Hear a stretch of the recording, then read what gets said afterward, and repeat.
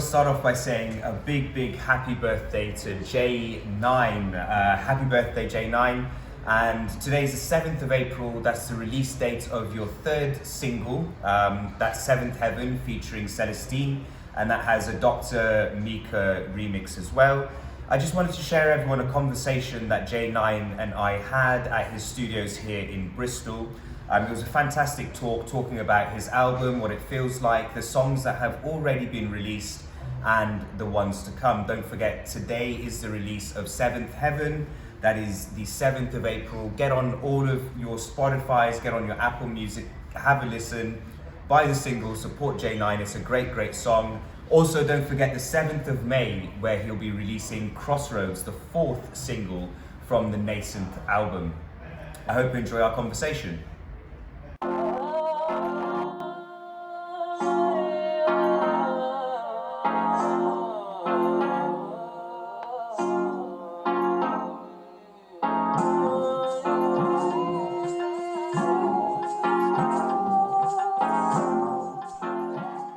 A big hello to J9, aka Judge Singh. Thank you so much for inviting us to your beautiful little studio here, actually. Tell me, Judge, J9 now, this is your third project outside of RSVP, your third solo project, and this will be your first full album release. How does that feel? It's very exciting. Yes, the world of J9, which is my solo project, basically over the lockdown period, I've been working and collaborating with 18 artists, international artists from all over the world, from India, from the US, from the UK. We've got the album together. It's called Nascent, and it's going to come out this summer. And what's the meaning behind that? Why did you choose that name for the album? Yeah. Well, nascent is an English word, an old English word, and it means beginning or emergence. And I think that this is J9's beginning. This is J9's emergence. And you mentioned very briefly there that you're working with artists from all around the world. Can you drop some names? Yeah, of course, yeah. So through obviously all the music networks and all the time with RSVP, we've made loads and loads of connections, and it was fantastic to work with these people. So we've got SHIN from the Bhangra band DCS, who's a legendary Bhangra singer. We've got Shruti Jain, who's a Mumbai Bollywood singer. We've got Celestine, who's a famous Bristol soul singer, and then we've got remixes from Dr. Meaker. We've got remixes from DJ Drez. We've got remixes from DJ Swami, and loads of other artists. James Morton on saxophone, rappers, singers, cello players, flute players. So it's a real sort of interesting mix of sounds. All these fantastic artists working together. That all sounds fantastic. There's some really big names on there. Some that I know, some that I definitely will be listening to as we go through the tracks. 14th of February was the first release date. So you had your first track. Can you tell us what the track was? Why the 14th of Feb? And a little bit about how the reaction was. Absolutely. Well, the first track is Abi Jar, which is a really romantic Bollywood song. So when we were looking at the dates, it seemed like a great day for it to go out. And it was a collaboration with Shruti Jain, who is a Bollywood singer based in Mumbai. And it's a sort of jazzy Bollywood track. So although the melodies are beautiful Bollywood style, the Western influence of jazz is mixed up into it. And then we've also got a remix which came out again on Valentine's Day, which was done by DJ Drez, which is a real nice dubby remix version of the same track. And what was the initial reaction like out there? We were talking a bit before we got the camera on about how you felt things would go and how you saw things going. Yes, well, it's great. The reaction is brilliant, and people really have enjoyed and have fed back fantastically on the music. What I hadn't quite realised is how difficult it is to sort of get your music in front of people. There's so much music around, there's so much interest around. So actually the task of getting it to new people so that new people can listen to it and enjoy it is quite difficult. But from everyone who's said it so far, touch wood, it's going really well, and it's led well into the release of the next singles which are coming up. Tell me, what was the reaction to the second track out? Who were the artists? What was the name of the song? Okay, yeah. So the second single coming out was with a collaboration with Sheema Mukerjee from Transglobal Underground, and she's an amazing vocalist, fantastic sitar player. So it's a sort of electronic fusion of sitar and vocals in with sort of electronic and heavy beat.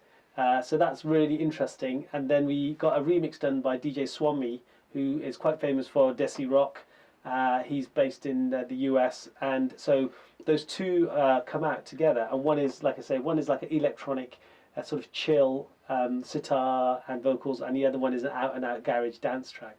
So you've really picked so many different genres and not mashed them up, but mix them up. So you've got a bit of drum and bass, you've got electronic music, you've got your sitar in there as well.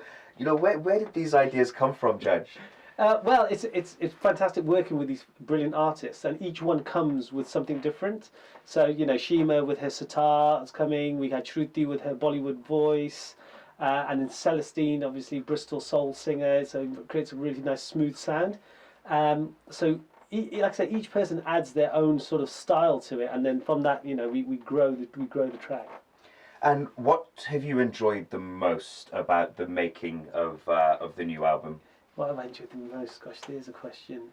I think the most satisfying thing, because it's quite hard work actually, but the most satisfying thing is when you get some things where you're thinking, that drum and bass, Bhangra and UK soul, you know, how would that work together in a track, and how will that sound? And when it comes out at the end and it sounds new and interesting and great on the ears, that's the most satisfying thing. What was the most challenging part of putting this whole album together, the whole process? Well, it was all done during lockdown, and a lot of the communication with people, even though, you know, we knew of each other, we've seen each other, but actually it was all done remotely. So files with people recording in the US, in India, in Europe, sending files over, and you kind of lose. It's quite hard to get that sort of spontaneity, you know, to be so spontaneous.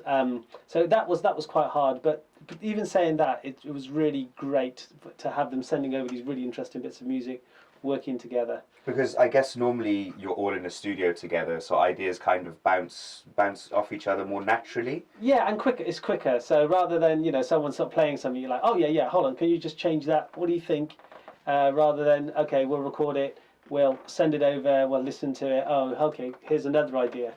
So it's not as quick and spontaneous, but it's still amazing. And actually, the technology allows you to work with people from all over the world, which would be so hard to do, you know, and especially it was all done in lockdown. So you know, it was all done in lockdown, and really, it's really lucky to come out and you know, end up with something which sounds as great as this.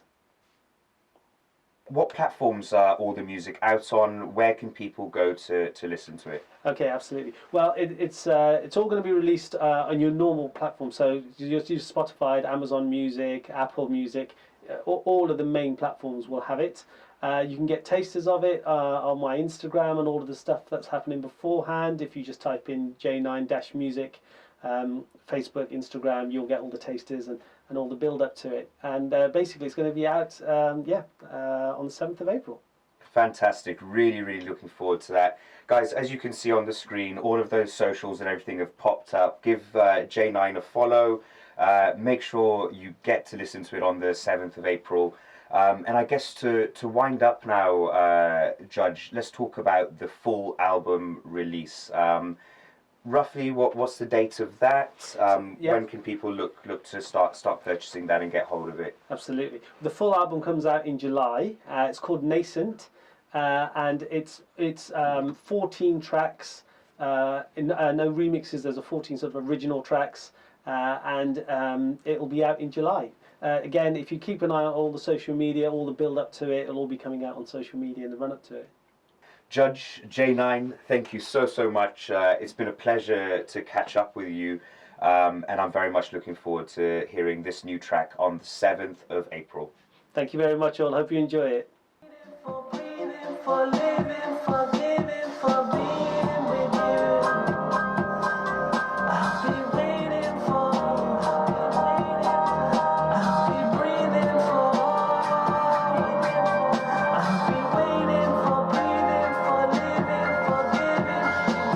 Genesis, discovery, feeling the like celebrate.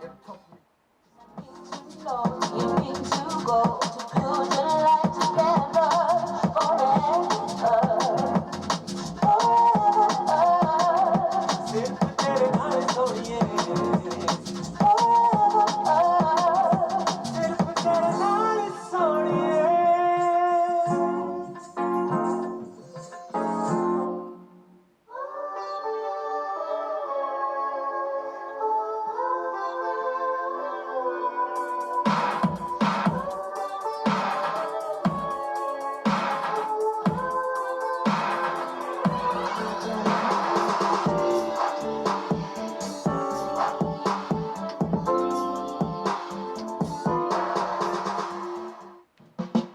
Woke up in the morning to 15 alarms, 20 fake news stories trying to do Such a variety between what you're doing, man. Like, Yeah. It's pretty crazy because each one is bringing a whole different there's style. a whole different style. It's almost like different genres completely. Yeah. Like, I really like it. It's really cool. So when you were working through it, like you said, that's right. Let that one play just in the background. So was it kind of okay? You've got this artist. She's a soul singer. So let's bring in her ideas, and then I'll bring in my ideas there. And Exactly. is that kind of how you ended up doing it? Yeah, exactly. Yeah. And sorry. Basically, yeah. So like someone like this is Celestine. She's got an amazing soul voice. So straight away it was like, okay, we're gonna have a big soul track. Yeah. And Dr. Meaker, he's a drum and bass master. So obviously we went drum and bass on that one. But then we are taking people outside of their genres. So again, SHIN, he's a Bhangra singer. But now he's played a drum and bass track as well. So as well as taking what they've got, we're mixing up the different styles as well. Which gives it such a unique sound, such a unique feeling as well. Tell me, what's your favourite track on the album? Because I think I know mine already. You know, actually, it's funny because the real big fusion tracks, which they take so much work, they're really hard to do. But actually, Abi Jah, the very soft, romantic Bollywood number at the start, it was the first one we did as well. So I think I've got a real sort of soft spot for that song. It's so beautiful.